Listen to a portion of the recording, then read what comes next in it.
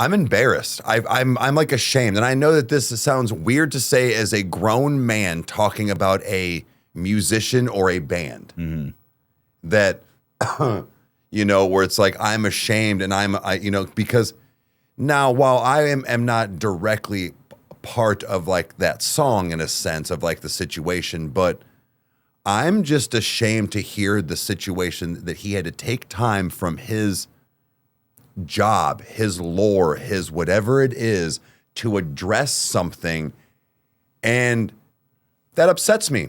Yeah. That, like you said, we let him down. Yeah. As a collective, as a whole. So I've listened to it a few times, but basically when I recorded, when I edited it, and then maybe like once or twice on TikTok. And because like I feel ashamed.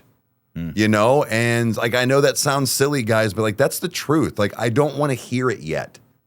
Yeah, I don't want to hear it. Yeah, I'm not ready. I don't like that because of, like I said, we were saying like what we did to the man, you know, and not like you said, the theatrics and things. Well, and I think that this is honestly something that we should communicate with them too, is that, you know, for people that are newer to us, is that, you know, we have hung on to the mystery of Sleep Token for as long as we could. And there were some situations that both of us ran into where we had some things spoiled. I think that's the safest way that we can say that. Sure.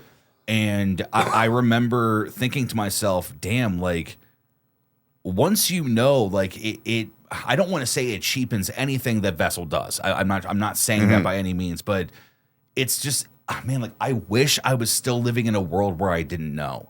I wish I was still just having the theatric thing of like looking at Vessel and thinking to myself, man, like this Pan's Labyrinth looking creature has this wonderful voice. Yeah. But I know who the man is. And that really, it takes away a lot of the magic. Now, it does not take away the impact or the realism of what he's written or like, you know, how everything's come together. But damn it, guys, like this is such a thing for our culture where it's like, you know, like all it can make me think of is like Kiss. Like when Kiss finally took their makeup off and they finally showed what they looked like. Like this is us emulating that now in our culture with something that is mind-blowingly good and way better than any band has done so far with their marketing and with their ability to connect with fans and to be able to be multi-genred and give Ronnie a run for his money. Are you fucking shitting me? You're spoiling this shit? Yeah. Are you kidding me, dude? No, dude, fuck them, man. That's not okay. Like, you know, and it's just like, damn, like this guy is real, but dude, like his facade is so important to what he does. Right. And I think that's why it bothers me so much. That's what I'm saying. I think that's why like, no, I haven't listened to Caramel that much because it like I said, it upsets me.